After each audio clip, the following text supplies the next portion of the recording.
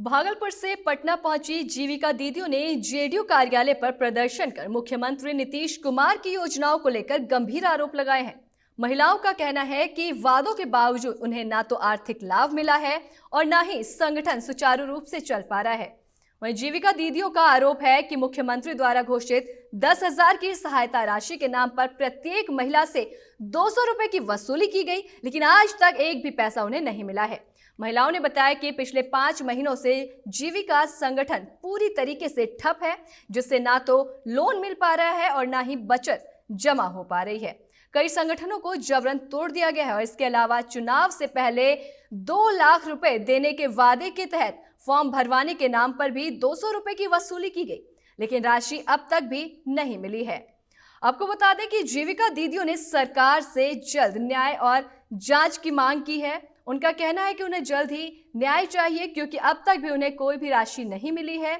जिस तरीके से फॉर्म के नाम पर 200 रुपए की वसूली की गई, वो 200 रुपए भी ले लिए गए और अब तक किसी भी तरह की उन्हें कोई भी सहायता नहीं दी गई है, जहां जीविका संगठन इस वजह से पूरी तरीके से ठप पड़ा हुआ है।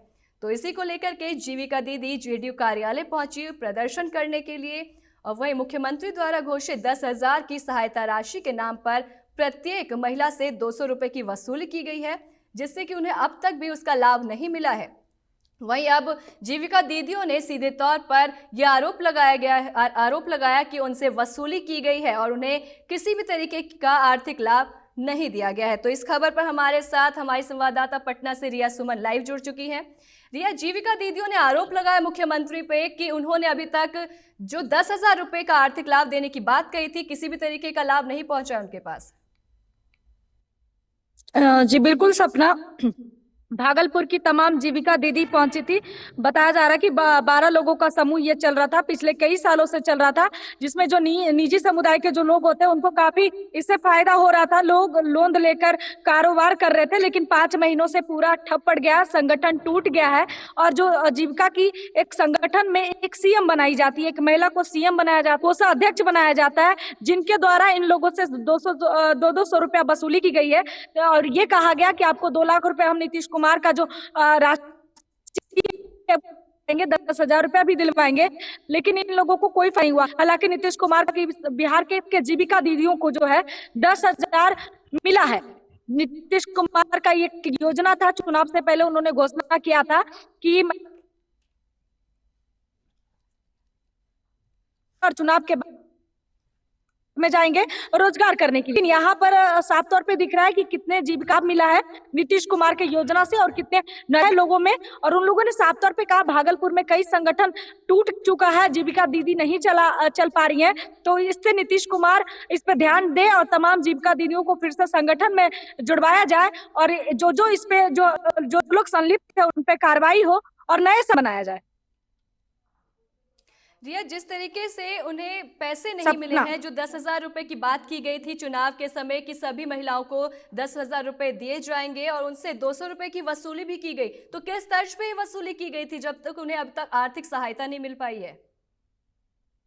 बिल्कुल, ये कहा गया था जीविका की जो कोषाध्यक्ष और जो सीएम होती है महिला, उनके द्वारा ये कहा गया था कि पहले फॉर्म फिल आता है, उसके बाद आपके 2 लाख, लेकिन ऐसा कोई प्रावधान नीतीश कुमार ने नहीं निकाला है। वो डायरेक्ट उनके अकाउंट में पैसा जाता है, संगठन का जो भी डाटा रहता है वो प्रखंड लेवल पर जमा रहता है और प्रखंड लेवल ही कटाई करती है और 2-2 लाख रुपया वो अपनी जीविकाओं में ट्रांसफर करवाते हैं। लेकिन जब ये बात सामने आई कि 200 रुपया लिया गया, तो आप बाखूबी समझ सकते हैं कि निचला स्तर के जो लोग हैं, जो जीविका में जुड़ कर 2 पैसे की आमदनी करते हैं और संगठन चला परिवार का भरण पोषण करते हैं, अब उनके साथ इस तरह का जो घटना सामने आया है, जिसको लेकर अभी तो इतना ही लगातार ये जीविका दीदियों का कहना है कि नीतीश कुमार समृद्धि यात्रा पर और भागलपुर भी जाने वाले हैं बीते दिन में।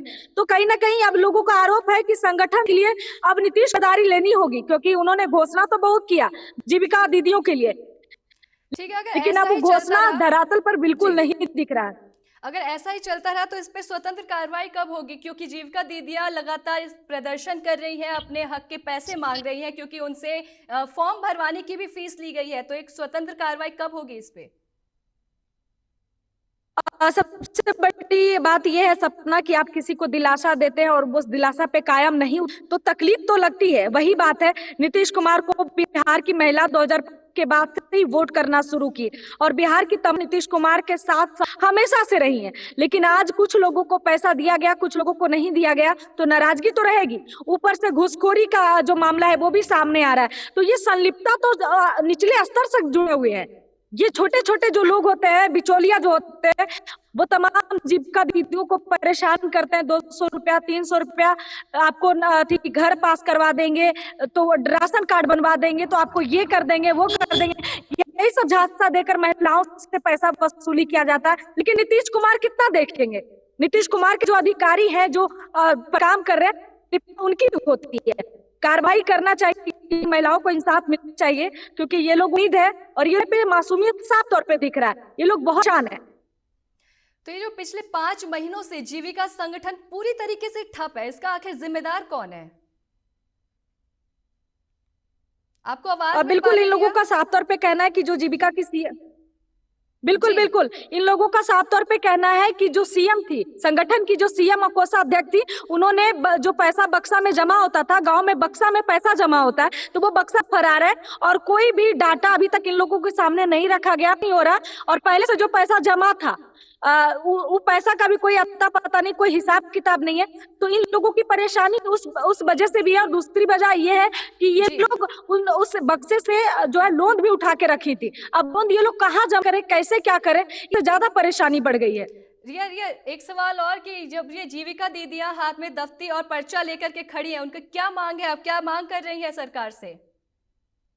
इन लोगों का साफ तौर पे मांग है कि नीतीश कुमार इस पे कार्रवाई करे। जो लोग की संलिप्तता है, संगठन जिनकी वजह से टूटी है, उन पे कार्रवाई हो और नए कोषाध्यक्ष, नए सीएम के को लाकर एक नए संगठन किया जाए, जहां पर तमाम महिला अपना काम कर सके। ठीक है रिया, बहुत धन्यवाद तमाम जानकारी साझा करने के लिए।